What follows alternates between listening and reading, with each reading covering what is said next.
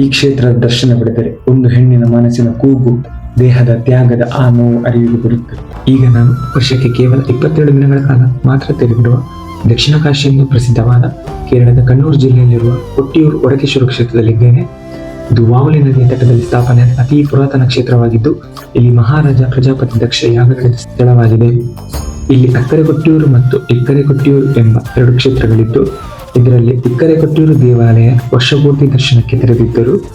ಅಕ್ಕರೆ ಕೊಟ್ಟಿಯೂರು ಮಾತ್ರ ವರ್ಷಕ್ಕೆ ಕೇವಲ 27 ದಿನಗಳು, ಅಂದರೆ ವೈಶಾಖ ಮಹೋತ್ಸವದ ಸಮಯದಲ್ಲಿ ಮಾತ್ರ ಭಕ್ತಾದಿಗಳಿಗೆ ದರ್ಶನದ ಭಾಗ್ಯ ಒದಗಬಹುದು. ವೈಶಾಖ ಮಹೋತ್ಸವ ಅಂದರೆ ದಕ್ಷ ಯಾಗ ನಡೆದ ಪುಣ್ಯಗಳಿಗೆ.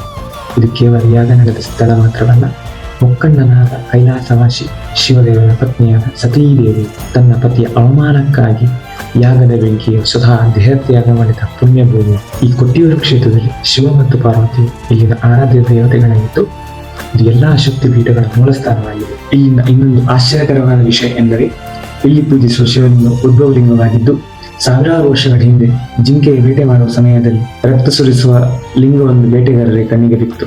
ಅಂದಿನಿಂದ ಇಂದಿನವರೆಗೂ ಭಕ್ತಿಪೂರ್ವಕವಾಗಿ ಅಲ್ಲಿನ ಜನರು ಆ ಲಿಂಗವನ್ನು ಒಡಕೇಶ್ವರನೆಂದು ಪೂಜಿಸುತ್ತಾ ಬರುತ್ತಿದ್ದಾರೆ. ಇಲ್ಲಿನ ಜನರು ಒಡಕೇಶ್ವರನನ್ನು ಕೊಟ್ಟಿಯೂರಪ್ಪನೆಂದು ಕೂಡ ಕರೆಯುತ್ತಾರೆ. ಈ ಕ್ಷೇತ್ರದ ದರ್ಶನ ಪಡೆದರೆ ಒಂದು ಹೆಣ್ಣಿನ ಮನಸ್ಸಿನ ಕೂಗು, ದೇಹದ ತ್ಯಾಗದ ಆ ನೋವು ಅರಿವಿಗೆ ಬರುತ್ತದೆ. ಹರ ಮಹಾದೇವ್, ಜೈ ಕೊಟ್ಟಿಯೂರಪ್ಪ.